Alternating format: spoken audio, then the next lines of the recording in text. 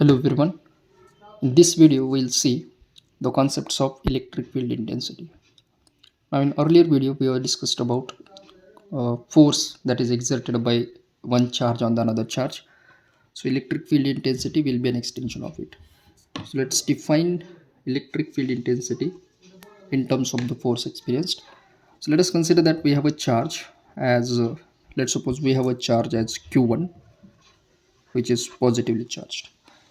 Now if I bring another charge near to this charge, हम अगर consider करेंगे let suppose यहाँ पर एक चार्ज हमने प्लेस किया है, पॉजिटिव चार्ज है Q2. So as they are positively charge there may be a force of repulsion. So जिसका डायरेक्शन हो सकता है कुछ इस तरह से. Q1 is exerting a force on Q2, force of repulsion. Similarly if I bring a charge here Q2, तो ये फोर्स ऑफ रिपल्शन हो जाएगा, डायरेक्शन कुछ इस तरह से है. Similarly if I place a charge here, so there may be a possibility of force acting like this. A charge here, force will be like this. And इस वाले reason में अगर हम कोई भी चार्ज कंसिडर करते हैं, मे बी पॉजिटिव और negative, so there will be either force of attraction और रिपल्शन. ये कुछ इस तरह से फोर्स जो है वो अप्लाई हो जाएगा. अब अगर हम इस वाले रीजन की बात करते हैं जहाँ पर सेकंड चार्ज कुछ फोर्स इम्प्लीकेट कर रहा है, तो ये जो रीजन दिख रहा है इस वाले रीजन को हम कहते हैं electric field. This is called as electric field. Now the very first concept in electric field intensity will be what? Electric field. How can you define it? So it is defined as the region. It is the region where a charge exerts a force on other charge. इस वाले reason को हम कहते हैं electric field. क्या होता है? Electric field.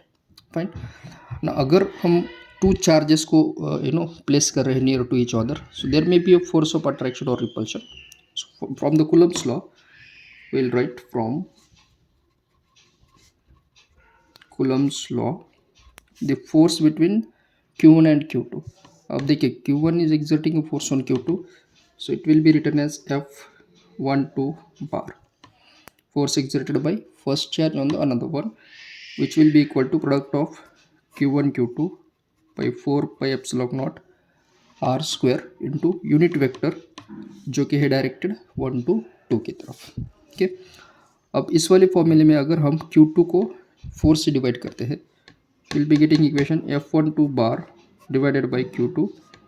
It will be equal to Q1 upon 4 pi epsilon naught r square into A12 bar.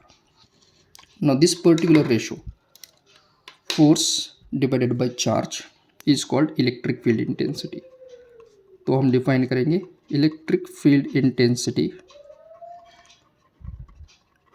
is ratio of force per unit charge, या फिर हम कह सकते हैं फोर्स और चार्ज का जो रेशियो है उसको हम कहते हैं इलेक्ट्रिक फील्ड इंटेंसिटी. अब इलेक्ट्रिक फील्ड इंटेंसिटी किस तरह से दिखाया जाता है? Generally it is denoted as E bar. It is a vector quantity जो कि रेशियो है फोर्स पर यूनिट चार्ज का. और इस वाले का जो यूनिट है, यूनिट आ जाएगा, देखिए फोर्स का यूनिट होता है न्यूटन और चार्ज का यूनिट होता है coulomb. So general unit is what? Newton per coulomb. In we are having another unit also which is called as volt पर मीटर. सो जनरली हम इलेक्ट्रिक फील्ड इंटेंसिटी का जो यूनिट यूज करते हैं वो होता है वोल्ट पर metre. So based on that will be getting this formula as electric field intensity is equal to Q1 by 4 pi epsilon naught r square into unit vector A12 bar with the unit Newton per coulomb. So ये हो गया how can we determine the electric field intensity. Okay. Now we'll see examples also on finding the concepts of electric field intensity. So remember this will be our formula for electric field intensity. Now let's take example on it, as the question is we have to find electric field at origin due to a point charge of 54.9 nano coulomb. ये वाला दिया है इसका value magnitude which is located at -453। अब देखिए सबसे पहले तो हम लिखेंगे जो डेटा अवेलेबल है। So we are having a point charge at origin, यानी कि फर्स्ट चार्ज जो है उसका लोकेशन है 0 0 0। सेकेंड पॉइंट चार्ज कितना है देखिए 54.9, तो जो चार्ज दिया है वो है 54.9 नैनोकूलम का, और इसका लोकेशन है -4 5 और 3। इस बेसिस पे हमें फाइंड आउट करना है इलेक्ट्रिक फील्ड इंटेंसिटी यानी कि ई बार। तो सबसे पहले हम देखेंगे कि कार्टेशियन कोऑर्डिनेट सिस्टम में इस वाले पॉइंट को हम प्लेस करेंगे फॉर अंडरस्टैंडिंग पर्पज ओनली, कि हमें वेक्टर किस तरह से फाइंड करना है। तो देखिए ये है एक्स वाई और ये जेड कोऑर्डिनेट है। अगर हम बात करते हैं इसकी लोकेशन की, सो एक्स कोऑर्डिनेट है -4। अब देखिए एक्स पॉजिटिव यहाँ पर होता है और एक्स नेगेटिव इस वाले टर्म में होता है, यानी कि एक्स नेगेटिव है तो ये कुछ इधर आ जाएगा, वाई पॉजिटिव यही वाला रीजन है, और जेड भी पॉजिटिव तो यही रीजन आ जाएगा। तो डेफिनेटली जो ये पॉइंट है वो पॉइंट हम कंसिडर करते हैं क्यू विच इज़ एट -4 5 और 3 पे लोकेटेड है, और इसी का मैग्नीट्यूड है 54.9 नैनो कूलम। अब द क्वेश्चन क्या है देखिए, हमें इलेक्ट्रिक फील्ड फाइंड करना है एट ओरिजिन पे, यानी कि एक दूसरा जो टर्म है वो है ओरिजिन के अक्रॉस। तो हमें जो फोर्स एग्जर्ट करना है वो है क्यू से लेके पी तरफ। So this will be its direction, ये है वेक्टर की direction which is from Q to P. तो जो ये वेक्टर आ जाएगा, ये वेक्टर आ जाएगा originated from Q across P bar. Okay, ये तो क्लियर हो गया। Now will write the formula for electric field intensity. As you know that electric field intensity is equal to charge upon 4 pi epsilon naught r square into unit vector. अभी जो unit vector है उसका direction देखिए, it is from q to p। तो हम इस formula को भी लिख सकते हैं q by 4 pi epsilon naught r square into a q to p bar. Why? Because it is originating from q terminating at p। अब सबसे पहले तो ये फाइंड आउट कर लेंगे। ये यूनिट वेक्टर है a q p bar which will be the ratio of q p bar divided by mod q p bar vector by its magnitude। तो हम फाइंड आउट करेंगे q p bar को। q p bar will be equal to p bar minus q bar होता है। Yes, अब p bar का coordinates है 0 0 0, तो ये आ जाएगा 0 0 0 माइनस ये वाला टर्म है देखिए -4 5 और 3। ये तो हमने लिखा है जनरल टर्म्स में, लेकिन ये कंपोनेंट x की डायरेक्शन में है, ये y के डायरेक्शन में और ये z की डायरेक्शन में होता है। So let us go for it. 0 minus minus plus 4 along x direction होता है। ये देखिए 0 -5 अलोंग y डायरेक्शन, और ये लास्ट 0 -3 अलोंग z डायरेक्शन।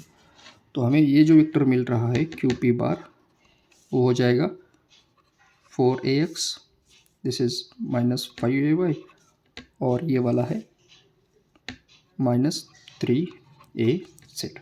ये मिल गया Q P bar. Now let us find its magnitude. Mod Q P bar will be square root first 4 square -5 square -3 square. 4 का स्क्वायर होता है 16, y का 25 और ये 9। सो अगर हम इसको ऐड करेंगे तो ये मिलेगा हमें √50। सो क्यू पी बार कितना मिल रहा है √50। Q P bar is nothing but distance between Q and P. तो आर का भी जो वैल्यू है वो भी कितना आना चाहिए √50। Let us put this value here. Q दिया है 54.9 नैनो यानी 10⁻⁻9 अपॉन 4 पाई 8.854 10⁻⁻12 इंटू देखिए आर स्क्वायर है।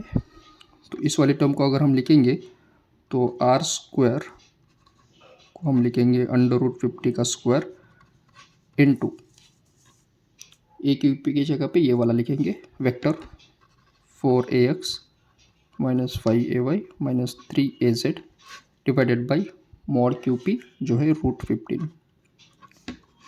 ओके, तो सबसे पहले तो हम ये जो टर्म है उसको हम सिंप्लीफाई करके लेंगे।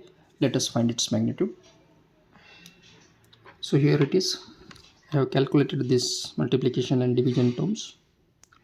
So if you see this value is 1.396. So we'll be writing this as 1.396 into 4ax minus 5ay minus 3az. So if I multiply these terms, we'll be getting the first term 5.584 along x direction minus we'll multiply the same with 5, so we'll be getting 6.98 along y direction, and if you multiply the same with 3 we'll be getting minus 4.188 along z. So this will be our electric field intensity with unit volt per meter. So this is how we can find out the electric field intensity at any location due to the other charges. I hope you understood this. Thank you.